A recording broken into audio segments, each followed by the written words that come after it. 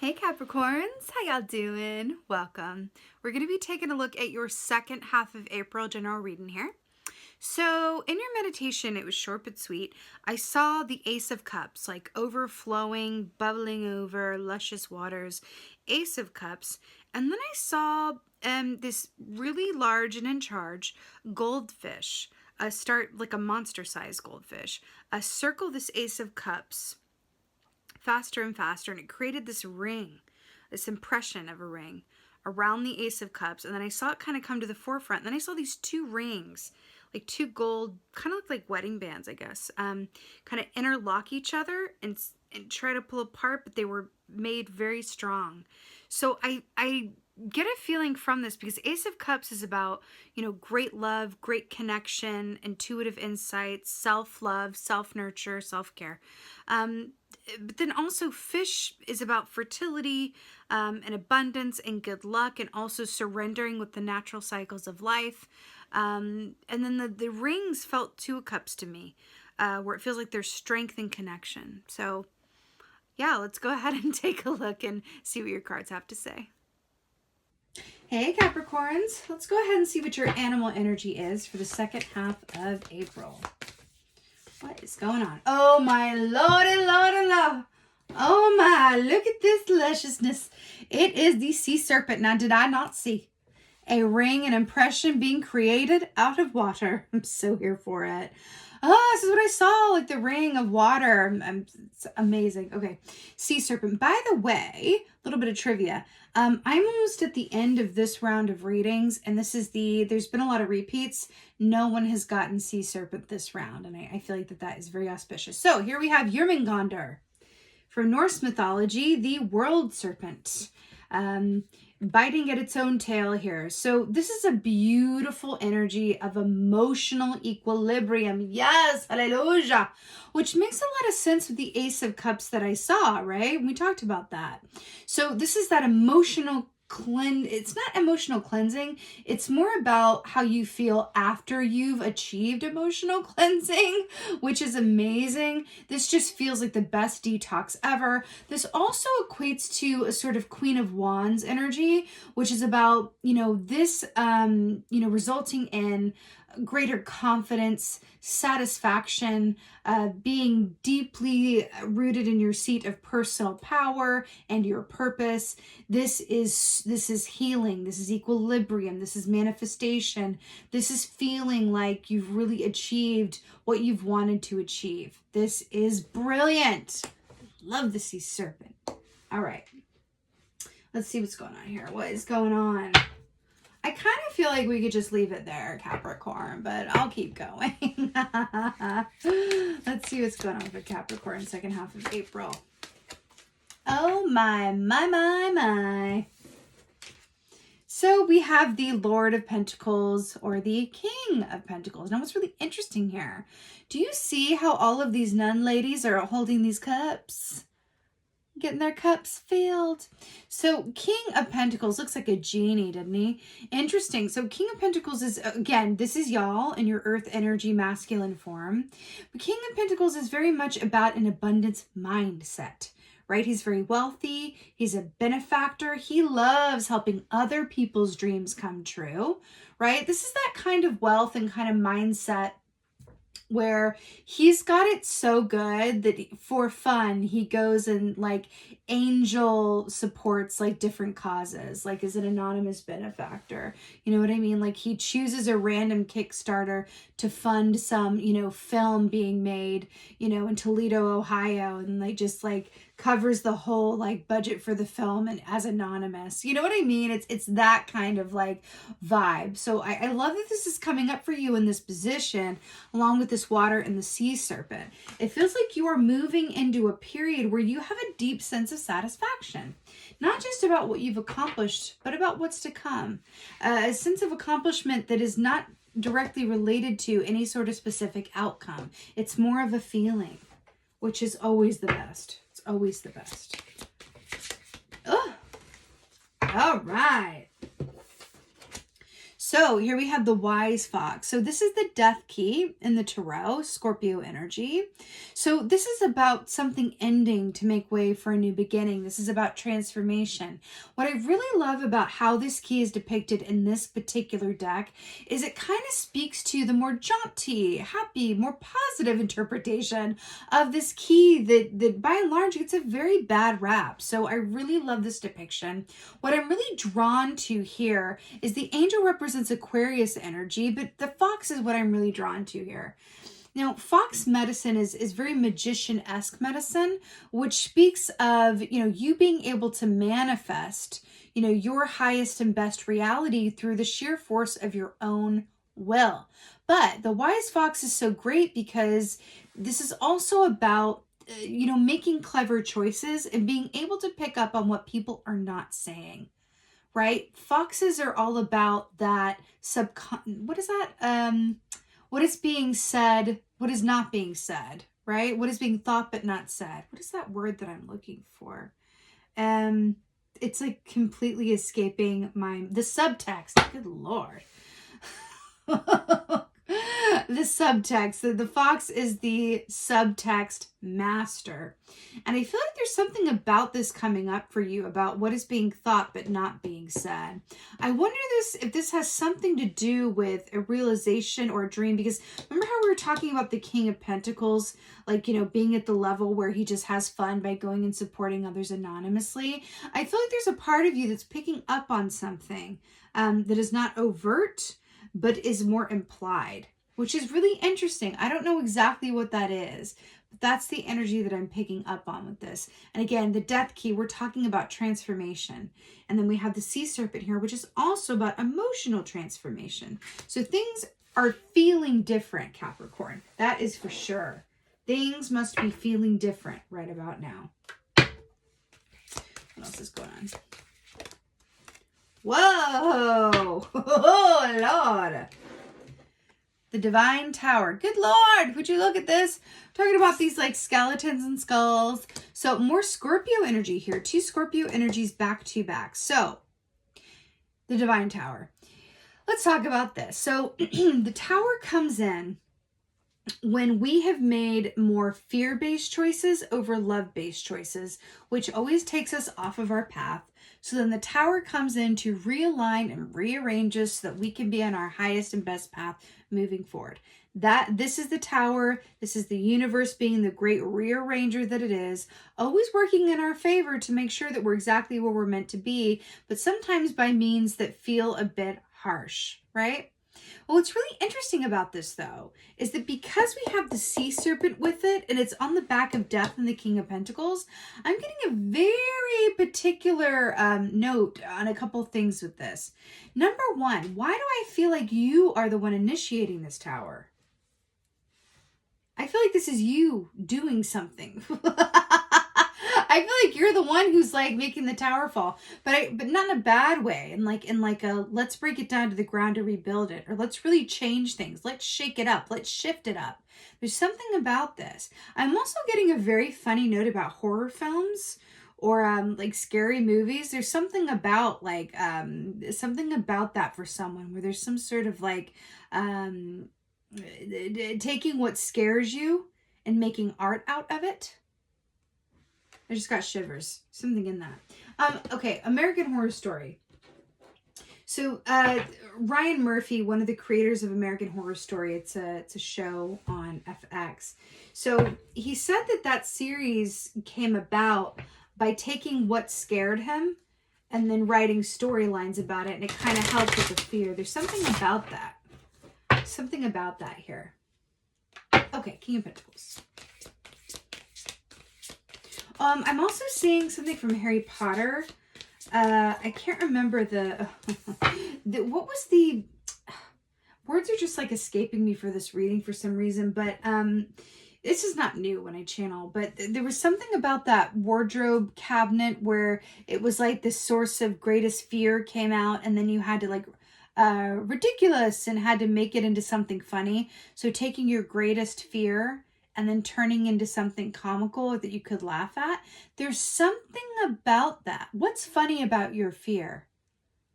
That's what I'm getting from this. Fascinating. So we have the Sun here to clarify the King of Pentacles. Now, this did kind of flip up in the reverse, but I'm going to hold it in the upright. And honestly, the Sun is pretty much the same in the reverse as in the upright anyway, just to a slightly lesser or delayed degree. But with the King of Pentacles and the Sun is such a beautiful, highly masculine, powerful energy, which is about good health, wealth, happiness, joy, contentment. This is making a lot of sense with the sea serpent coming up here as well. You know, it's funny because we're talking about, you know, the wealth of the King of Pentacles, and then we have all of this gold here. Why do I feel like you're either about to be a benefactor or gain a benefactor, or some sort of help comes to your aid that you either didn't see coming, didn't expect, or finally arrives after a long wait? There's someone coming through that believes in you or what you're doing, or really gives you something that helps you along your path. Interesting. Okay. Wise Fox. Let's see what's going on here. This is why I use two different decks. We got King of Pentacles again, Babel. This is good news. Good news for y'all with all this gold going on here. So we got the King of, you know, I'm being taken back to the meditation actually. Do you remember those two rings that were made stronger together? And I said that there was like a power and a connection or something. There's something coming through about that as well with the benefactor situation, or producer, or someone coming to your aid, or giving you much needed advice at the right time. There's something about that. Anyway, King of Pentacles again, to clarify the Wise Fox or the Death. Remember we talked about the fox is the king of subtext? And then also making your fear funny, or what's funny about your fear. And then the King of Pentacles here with that benefactor wealth energy coming in to clarify this transformation. You are moving into a time period where your financial stability is going to improve. I feel like I want to take it literally. But also there's a material increase in the way that you view things. Your perspective is what's golden as well, right? When your perspective is golden, right? Everything else is gold as a result, right? Because if everywhere you look, you see gold, then your perspective is gold, and then that's your reality, right? Because you choose to see it that way, right? Divine Tower. Wow. So to clarify the Divine Tower, we have the Eight of Cups. Really interesting with this big cup here in the flowing water.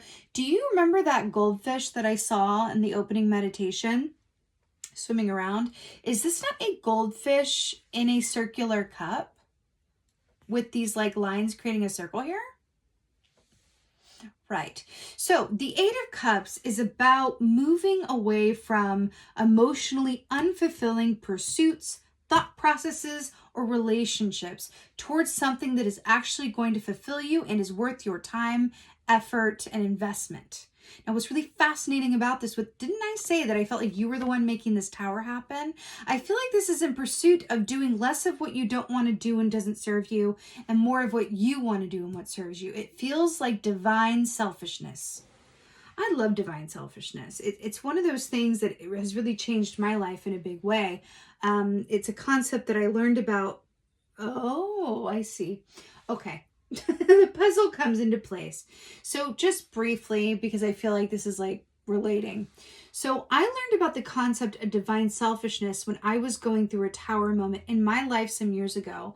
And I entered into training with a shaman. And I learned about this concept from him, my shaman, about divine selfishness and what that really means and how it differs from just egoic selfishness. And it's that aspect of like back to the Ace of Cups in your meditation.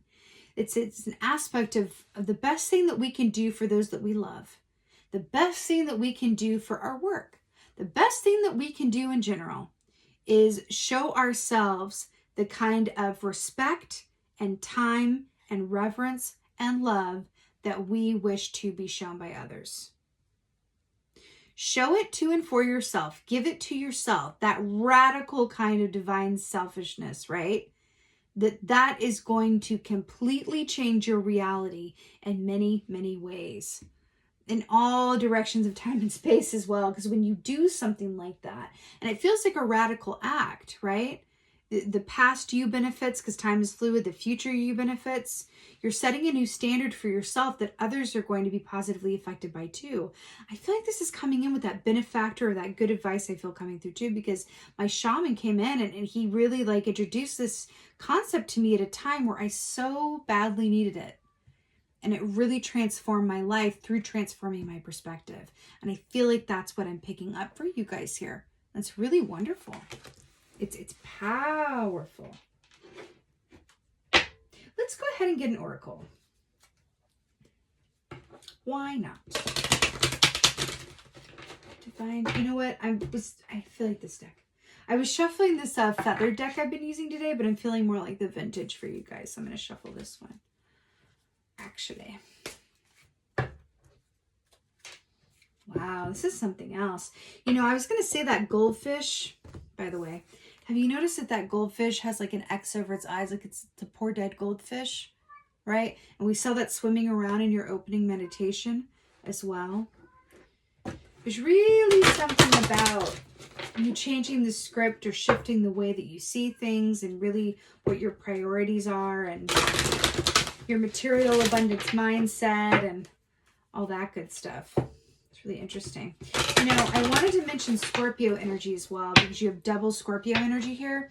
You know, Scorpios are highly intuitive, but they're also about transformation and they're also about radical, unapologetic change. And I feel like that's what is going on in your situation at present. I feel like it's something the rumblings have begun and it's going to carry out beyond just the second half of April. I'm seeing May and June blinking for me.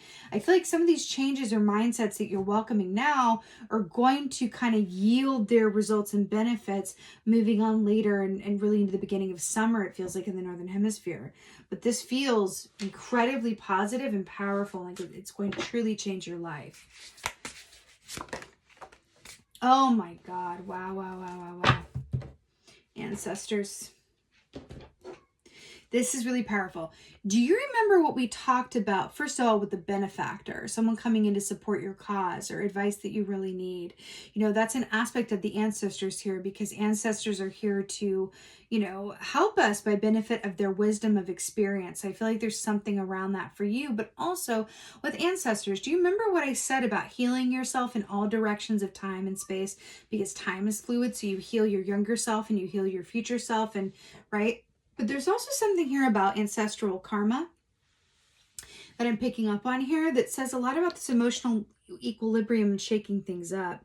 You know, there's something about choosing to do things differently that positively affects those who come after you as well. Like if you want to do things differently if you want to be the example for your children or for your students or for your current loved ones or for, you know, leaving your piece of the world better than how you found it kind of purview. It's about looking at how to do things differently so that you can maximize not only your satisfaction, not only your manifestation points, not only your abundance, but like in terms of like your soul purpose and what you're here to do and how do you want to leave your mark on the world? Right? I feel like you have a lot less room for the, pardon my French, but a lot less room for the bullshit. And you're making a lot more room for your own personal empowerment through the lens of divine selfishness. And it yields amazing benefits that I feel like some are very long-term that you're not even able to be aware of at this point.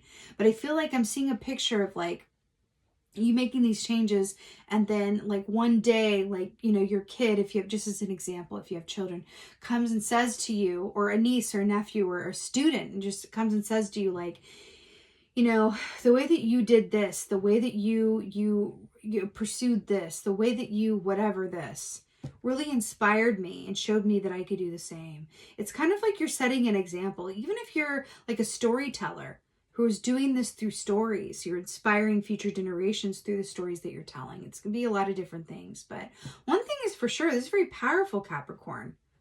It's very, very, very powerful. It feels like there's a responsibility inherent within it, but it feels like a good one that you're ready for, one that you're quite able to take on. As any good Capricorn should be able to do, because you guys are powerhouses in and of yourselves. That is for damn sure. Right on. So with that being said, Capricorn, I so hope that this helped and resonated. If so, please do let me know in the comments below. I absolutely love reading your comments. Please like, share, and subscribe. If you could go on and hit that like button, I would so appreciate ya. And just thank you, each and every one of you. Yes, you watching this, I appreciate you. I see you, I thank you. And with that being said, as always, and most of all, my beautiful Capricorns, thank you for being you. And be well. Until next time.